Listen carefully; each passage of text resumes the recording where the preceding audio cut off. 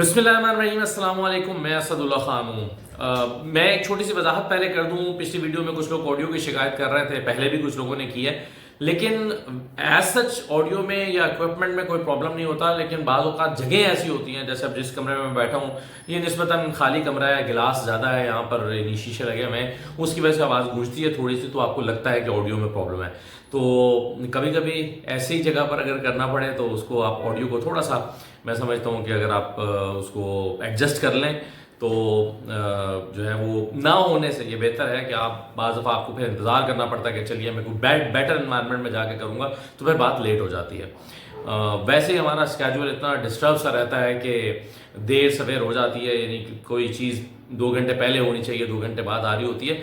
तो इसलिए बाज़ औक़ात आप थोड़ा सा इसको ऑडियो के इशू को एडजस्ट कर लिया करें। माइक लगा हुआ है, ऑडियो में कोई प्रॉब्लम नहीं है, सिर्फ एनवायरनमेंट का, माहौल का, जगह का मसला बाज़ औक़ात होता है। कल वाली जो वीडियो थी उसमें भी, जो मैंने ईसा नकवी साहब के साथ की थी, उसमें भी ये प्रॉब्लम था। आ जाइए ज़रा कंटेंट पे। अगर थोड़ी सी आवाज़ गूंज रही है तो उसको मैं कहना ये चाहता हूँ कि बस उसको एडजस्ट कर लीजिएगा। कंटेंट पे आ जाइए। देखिए, मामला ये है कि मुज़ाकराती जो कमेटी है उसकी अभी तक इमरान खान साहब से मुलाकात नहीं हो सकी और एक तरह से डेडलॉक बरकरार है। चूँकि अभी कोई मुलाकात नहीं हुई, बात आगे नहीं बढ़ी, डेडलॉक बरकरार है, तो हम यानी अभी तक स्टेटस यही है कि मुज़ाकरात, हुकूमत और पीटीआई के दरमियान मुज़ाकरात है, वो कहीं पर भी नहीं पहुंचे, उसमें कोई पेशरफ्त नहीं है, कोई डेवलपमेंट नहीं है। लेकिन एक डेवलपमेंट ये हुई है आज के बैरिस्टर गौहर जो इमरान खान साहब से मिले हैं, तो बैरिस्टर गौहर ने आके बताया कि इमरान खान ने नोट किया है। इमरान खान कहते हैं कि हाँ, अगर तहरीरी तौर पर वो मुतालबात मान रहे हैं तो दे दिए जाएं, मुतालबात तहरीरी शक्ल में हुकूमत को दे दिए जाएं, इसमें कोई हर्ज नहीं है। तो बैरिस्टर गौहर ने यह आकर बताया है कि इमरान खान ने इजाज़त दे दी है और कहा है कि तहरीरी शक्ल में मुतालबात दिए जा सकते हैं। वैसे भी मैं आपको बताऊं कि बैरिस्टर गौहर साहब जो हैं वो चूंकि बहुत बड़े हामी हैं इन मुज़ाकरात के और बहुत ज़्यादा तवक्कुआत वाबस्ता किए हुए हैं, और अगर पीटीआई में सबसे ज़्यादा किसी को तवक्कुआत जिससे बातें हुई हैं इन मुज़ाकरात से, तो वो बैरिस्टर गौहर ही हैं। बैरिस्टर गौहर समझते हैं कि इसमें से ज़रूर कुछ निकलेगा, ये बहुत ज़रूर होने चाहिए, हर हाल में होने चाहिए। पहले वो कहते रहे कि बगैर शराइत के होने चाहिए, कोई पेश की शराइत नहीं है। यानी बैरिस्टर गौहर चाहते हैं कि जैसे कोई कहता है वैसे मानते चले जाओ और बस मुज़ाकरात होने चाहिए, मुज़ाकरात रुकने नहीं चाहिए, मुज़ाकरात होने चाहिए, और जैसे कोई कहता है वैसे करते चले जाओ। ये बैरिस्टर गौहर का नुक्ता नज़र कर रहा है। अब उनका ये नुक्ता नज़र भी रहा है कि अगर वो तहरीरी तौर पर मुतालबात मान रहे हैं तो तहरीरी तौर पर भी देने में कोई हर्ज नहीं है, ये भी उन्हीं का नुक्ता नज़र है। और शायद यही चीज़ उन्होंने इमरान खान को जाकर कन्विंस भी की होगी कि खान साहब अगर वो तहरीरी तौर पर मांग रहे हैं तो हमें देने में कोई हर्ज नहीं है। इमरान खान साहब ने कहा कि हाँ ठीक है, ऐसा कर लें, अगर करना है तो ऐसा किया जा सकता है। तो बाहर निकलकर फिर उन्होंने बताया कि जी इमरान खान ने इजाज़त दे दी है कि तहरीरी शक्ल में मुतालबात पेश कर दिए जाएँ, मुज़ाकरात का सिलसिला आगे बढ़े और तहरीरी शक्ल में मुतालबात दे दें। तो ये उन्होंने आज आकर एक खुशखबरी सुनाई है। लेकिन इसके नतीजे में क्या वो मुलाकात की जो ख्वाहिश जाहिर की थी मुज़ाकराती कमेटी ने, वो दरख्वास्त या वो जो ख्वाहिश है या वो जो ज़रूरत थी, क्या वो पूरी, वो उसकी ज़रूरत नहीं रही? मेरा नहीं ख्याल। मेरा ख्याल है कि मुज़ाकराती कमेटी अभी भी इमरान खान से मुलाकात करना चाहती है और अभी भी उनकी मुलाकात के बगैर अगली मीटिंग नहीं होगी, ना होनी चाहिए। तो चूंकि मीटिंग जो होनी है वो होनी है, या होए बगैर अगली मीटिंग, या इमरान खान से जो मुलाकात होनी है, मैं उसकी बात कर रहा हूँ कि अगर इमरान खान से जो मुलाकात हो या मीटिंग होनी है, उसके बगैर मुज़ाकराती कमेटियों की अगली मीटिंग शायद नहीं हो सकती। इस लिहाज से तो ये डेडलॉक बरकरार है। दूसरी बात यह है कि एक, चूंकि बहुत दिन से हम एक मामला बहस कर रहे हैं एक मामले पर, और वो ये है कि इमरान खान को बनी गाला की ऑफर की गई और इमरान खान ने रिफ्यूज़ कर दी, इमरान खान ने इनकार कर दिया। और कल मैंने आपको ये भी खबर दी थी कि मैंने आपको बताया था कि 20 तारीख से पहले इमरान खान को बनी गाला शिफ्ट होने के लिए इंसिस्ट किया गया है। इमरान खान से कहा गया कि आप बनी गाला शिफ्ट हो जाएं, यानी बनी गाला हाउस अरेस्ट हो जाएं, हम आपको बनी गाला शिफ्ट कर देते हैं, हाउस अरेस्ट कर देते हैं, आप जो मान जाएं। इमरान खान ने इनकार किया। इस पर पिछली वीडियो में जो मैंने ईसा नकवी साहब के साथ की थी उस पर डिटेल से मैंने इस पर बात की थी। अच्छा, अब जो अगली बात है वो ये है कि आसमा शराजी साहबा ने कल एक दावा किया। उन्होंने कहा कि इमरान खान को वीडियो रिकॉर्डिंग के साथ बनी गाला शिफ्ट होने की पेशकश की गई, जिसे उन्होंने मुस्तरद कर दिया। ये बात तो इमरान खान कह रहे हैं कि मुझे उन्होंने बनी गाला शिफ्ट होने की ऑफर की है, मगर मैंने इसको मुस्तरद कर दिया। लेकिन अब आसमा शराजी साहबा कहती हैं कि नहीं, इमरान खान को ये ऑफर तो की गई है, अगरचे हुकूमत ये कहती है कि जी हमने ऐसी कोई ऑफर की ही नहीं है। हुकूमत कहती है कि जी कोई ऑफर नहीं की इमरान खान को। और आप जानते हैं कि منیب فاروق نے اور سوری کامران شاہد نے اور طلعت حسین نے اور حسن ایوب وغیرہ نے، انہوں نے ایک رات کو ٹویٹ کر کے کہا تھا کہ جی جھوٹ بول رہے ہیں عمران خان، ایسی کوئی آفر نہیں کی گئی، اور ملٹری سورسز سے ہم آپ کو ہائی سیکیورٹی سورسز سے انفیکٹ یہ کہا گیا تھا کہ سیکیورٹی سورسز سے ہم آپ کو بتا رہے ہیں کہ کوئی آفرز نہیں کی گئی. لیکن خود آسما شیرازی بھی مان رہی ہے کہ ہاں آفرز کی گئی ہیں، لیکن ایک کنڈیشن کے ساتھ کی گئی، ایک شرط کے ساتھ کی گئی. شرط کیا تھی؟ Video recording. لکھا ہوا ہے کہ عمران خان کو ویڈیو ریکارڈنگ کے ساتھ بنی گالا شفٹ ہونے کی پیشکش کی گئی. اب اس سے میں جو سمجھا ہوں وہ یہ ہے کہ عمران خان سے کہا گیا ہوگا کہ آپ ایک ویڈیو بیان ریکارڈ کرائیں اور کہیں کہ ہاں میں نے بنی گالا شفٹ ہونے کی درخواست کی تھی اور مجھے بنی گالا شفٹ کیا جا رہا ہے. تو اس طرح کا بیان ریکارڈ کرائیں جس کو عمران خان نے مسترد کر دیا. تو میرا خیال ہے جنہوں نے پھر عمران خان کو یہ آفر کی ہے یا تو وہ بہت سادہ لوگ ہیں یا وہ عمران خان کو جانتے نہیں ہیں یا انہوں نے پھر بیکار سے ایفرٹ کی ہے. کیونکہ عمران خان تو بغیر ویڈیو ریکارڈنگ کے شاید اس بات کو نہ مانے کہ انہیں بنی گالا شفٹ کر دیا جائے اور ہاؤس اریسٹ کر لیا جائے. چاہے جائے کہ وہ آپ ان کو یہ کہیں کہ ویڈیو ریکارڈنگ کے بعد جاؤ. ویڈیو ریکارڈنگ اگر انہوں نے کرنا ہوتی تو اس رات کر دیتے جس رات ان کو اصرار کیا جا رہا تھا کہ بشا بی بی کے لیے اور علی بن گڑھا پور کے لیے ایک ویڈیو ریکارڈ کرا دو جس میں ان کو پیغام دو کہ وہ ڈی چوک نہ جائیں. عمران خان نے خبریں یہ ہے کہ عمران خان نے پارشلی رضامندی ظاہر بھی کی تھی، لیکن کہا تھا میں بیرسٹر گوہر کے موبائل میں ریکارڈ کراؤں گا تاکہ اس کو ایڈٹ نہ کیا جا سکے، اور بیرسٹر گوہر جا کر وہ پیغام دیں گے بغیر ایڈٹ کیے. لیکن عمران خان سے کہا جا رہا تھا کہ نہیں، آپ بیرسٹر گوہر کا نہیں بلکہ ہمارے موبائل میں ریکارڈ کرائیں اور ہدایت کریں کہ بنی گالا کہ وہ ڈی چوک نہ جائیں. لیکن عمران خان نے وہ ویڈیو ریکارڈ کرانے سے بھی انکار کر دیا تھا. تو جو اب یہ فرمائش کر رہے ہیں عمران خان سے کہ وہ ویڈیو ریکارڈ کرائیں اور پھر ویڈیو ریکارڈ کرانے کے بعد بنی گالا شفٹ ہونے کی سہولت حاصل کریں، تو یہ انہوں نے انکار کر دیا. تو یہ انہوں نے انکار کرنا ہی تھا. جنہوں نے آفر کی وہی میرا خیال ہے سادہ لوگ تھے اور انہیں یہ آفر کرنی ہی نہیں چاہیے تھی نوئنگ عمران خان. اب عمران خان یہ کہہ چکے ہیں واضح طور پر کہ مجھے آفرز کی گئی ہیں اور میں ان آفرز کو قبول کرنے کے لیے تیار نہیں ہوں اور میں نے اس کو مسترد کر دیا ہے. اور میں یہ سمجھتا ہوں کہ عمران خان نے مسترد اس لیے بھی کیا ہے کیونکہ وہ اب آسمان سے گر کے کھجور میں ٹکنا نہیں چاہتے اور وہ نہیں چاہتے کہ ایک ان کی اسیری جو ہے وہ ایک اور شکل میں لمبے عرصے تک جاری رہے. وہ سمجھتے ہیں کہ عدالتوں کو فری ہینڈ دیا جائے، عدالتوں کو دباؤ میں نہ لایا جائے، عدالتوں کو اپنا کام کرنے دیا جائے، اور اگر عدالت انہیں رہا کرتی ہے تو وہ رہا ہو جائیں اور گھر کو چلے جائیں. عدالتیں نہیں کرتی تو ایک علیحدہ معاملہ ہے.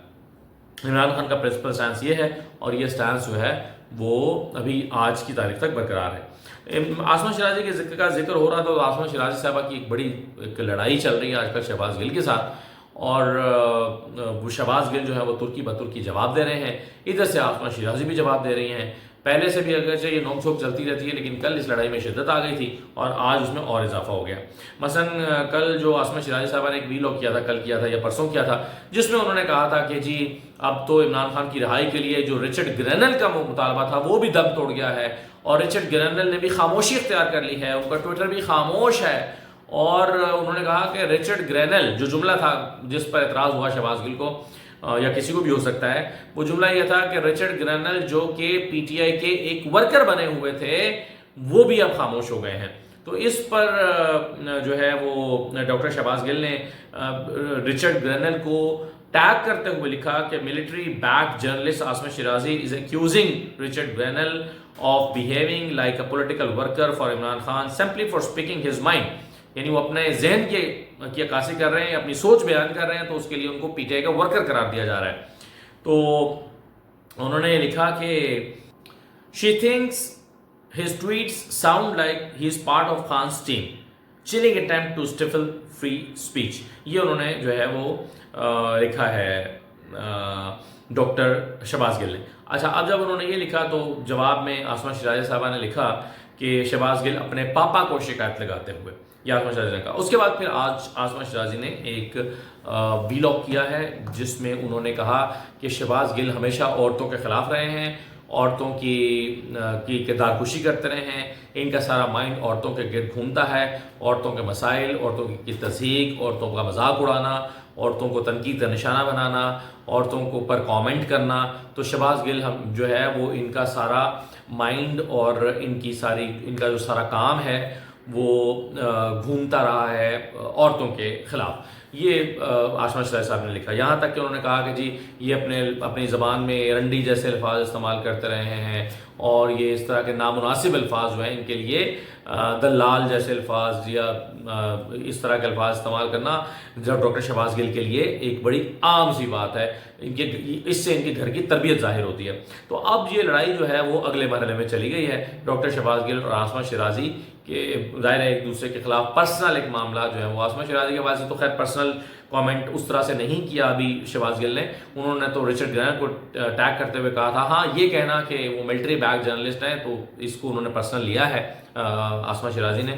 اور پھر اس کے بعد انہوں نے کافی اس وقت تو ایک ہنستے ہوئے کامنٹ کر دیا کہ شہباز گل اپنے پاپا کو شکایت لگاتے ہوئے, لیکن بعد میں انہوں نے اس کو بہت سیریس لیا اور اپنے ویلاگ میں شہباز گل کو خاصی تنقید کا نشانہ بنایا. دیکھتے ہیں کہ اس کا جواب شہباز گل کیسے دیتے ہیں. یہ تو ہو نہیں سکتا کہ اس کا وہ جواب نہ دیں, لیکن بہرحال وہ اس کا جواب کن الفاظ میں دیتے ہیں اس سے ہمیں آگے جا کے پتہ چلے گا. دوسری ایک بحث 2 دن پہلے سے جو ہے وہ شروع ہوئی بھی ہے کامران شاہد کے حوالے سے بھی, جو عمر ڈار صاحب نے اس کو رسپونڈ کیا. ویسے مجھے کل اس پہ بات کرنا تھی لیکن میں کر نہیں سکا. لیکن آپ دیکھیے کہ کامران شاہد نے ارشاد بھٹی صاحب کو ایک پوڈ کاسٹ کے دوران انٹرویو دیتے ہوئے یہ کہا, انہوں نے کہا کہ جی آپ نے وہ انٹرویو کیسے کیا تھا. تو ہم جانتے ہیں جو موقف انہوں نے اختیار کیا وہ ظاہر ہے سچ نہیں تھا. کامران شاہد کے اس موقف میں جھول تھی, یہ ہمیں معلومات رکھتے ہوئے بھی پتہ ہے کہ انہوں نے کہا کہ جی مجھ سے عثمان ڈار نے رابطہ کیا اور ان کے بھائی نے رابطہ کیا اور کہا کہ جی نہیں, ان کے بھائی نے رابطہ کیا اور کہا کہ عثمان ڈار آپ کو انٹرویو دینا چاہتے ہیں. میں نے کہا کہ دفتر آ جائیں گے, نہیں دفتر میں نہیں دینا چاہتے, وہ آپ کی حویلی آئیں گے. تو یہ کہانی بنا کر کامران شاہد صاحب نے بیان کر دی تھی اور وہ کہانی جو ہے وہ انہوں نے پہلے بھی انہوں نے یہ وضاحت کی تھی کہ نہیں جی مجھے کسی نے یہ انٹرویو نہیں کروایا, مجھے تو خود عثمان ڈار کی طرف سے یہ ریکویسٹ کی گئی تھی کہ میرا انٹرویو کرو اور میں گھر آ کے انٹرویو دینا چاہتا ہوں.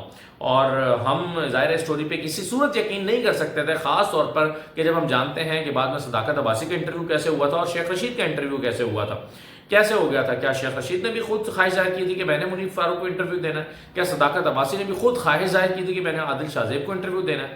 تو اس پیٹرن کو دیکھتے ہوئے یقین نہیں کیا جا سکتا تھا کامران شاہد کی بات پر جو وہ دعویٰ کر رہے تھے. اب انہوں نے ایک بار پھر یہ کہہ دیا کہ جی مجھے تو انہوں نے کہا تھا انٹرویو کرنے کے لیے خود عثمان ڈار کے بھائی نے. تو عمر ڈار نے اس پر پھر وضاحت جاری کی. عمر ڈار نے کہا کہ جناب کامران شاہد آپ کے ارشاد بھٹی کو دیے گئے انٹرویو میں عثمان ڈار کے اغوا کے بعد بازیابی سے متعلق سفید جھوٹ نے مجبور کیا کہ حقائق کی درستگی کو ریکارڈ پر رکھا جائے. آپ نے کہا عثمان ڈار کے انٹرویو کی درخواست عمر ڈار کی جانب سے کی گئی تھی, جبکہ میں حلفاً کہہ رہا ہوں کہ یہ بات جھوٹ ہے. میں نے عثمان ڈار کے انٹرویو سے متعلق قطعی آپ سے کوئی نہ درخواست کی نہ رابطہ کیا. عثمان ڈار کے اغوا سے قبل میرا ہر روز اپنے بھائی سے رابطہ تھا, لیکن بازیاب ہوتے ہی آپ کے پاس انٹرویو کے لیے کیسے پہنچا یہ بتانے میں آپ غلط بیانی کر رہے ہیں. آپ نے کہا کہ آپ کو ابھی تک کسی عدالت نے طلب نہیں کیا. میں امید کرتا ہوں کہ جس دن پاکستان میں عدلیہ آزاد ہوئی آپ کو بلا کر اس بارے میں ضرور پوچھنا چاہیے. تو اگر سچ بولنے کی ہمت نہیں تو جھوٹ بول کر حقائق بدلنے کی کوشش نہ کریں. یہ جواب عمر ڈار نے کامران شاہد صاحب کو دیا ہے اور وہ یہ دعویٰ رد کر رہے ہیں کہ ہم میں سے کسی نے, ہم فیملی ممبرز میں سے کسی نے آپ کو انٹرویو دینے کے لیے اپروچ کیا. بلکہ وہ کہتے ہیں کہ نہیں جی آپ سچ نہیں بتا سکتے کہ آپ یہ انٹرویو کیسے کنڈکٹ کیا گیا تھا. وہ کہتے ہیں میرا تو رابطہ ہی نہیں تھا عثمان ڈار سے. جب اغوا ہوا عثمان ڈار اس سے پہلے میرا ان سے رابطہ تھا, لیکن اغوا کے بعد سے کوئی رابطہ نہیں تھا. تو ہم نے تو پہلی مرتبہ اس کو دیکھا ہی آپ کے انٹرویو میں. وہ یہ کہنا چاہ رہے ہیں کہ ہم نے تو پہلی مرتبہ کامران شاہد کے انٹرویو میں ہی اس کو اپیئر ہوا تو دیکھا کہ اچھا یہ تو بازیاب ہو گیا یا اپیئر ہو گیا یا اس نے انٹرویو دیا ہے اور اللہ تعلقی کا اعلان کر دیا. تو یہ سارا کچھ جو ہے وہ عمر ڈار نے وضاحت کرتے ہوئے اب کامران شاہد اس کا جواب دیں. اگر نہیں دیتے تو پھر سمجھ لیں کہ کامران شاہد کے پلے نہیں چھوڑا کچھ انہوں نے عمر ڈار صاحب نے, ورنہ وہ جواب دیں کہ نہیں عمر ڈار جھوٹ بول رہا ہے اور ثبوت دیں کہ عمر ڈار نے ہی رابطہ کیا تھا عثمان ڈار کے انٹرویو کے لیے. تو یہ بہرحال ایک کنٹروورسی یہاں پر یوں بھی موجود ہے. پولیٹیکل فرنٹ پہ کوئی خاص ڈیولپمنٹ ابھی نہیں ہے انٹل انلیس کی عمران خان سے جو میٹنگ ہے سیاسی کمیٹی کی اس کی جو مذاکراتی کمیٹی ہے اس کی جو میٹنگ اگر عمران خان سے ہوتی ہے اس کے بعد ہی یہ مذاکرات والی کہانی آگے چلے گی. اجازت دیجیے, اللہ حافظ.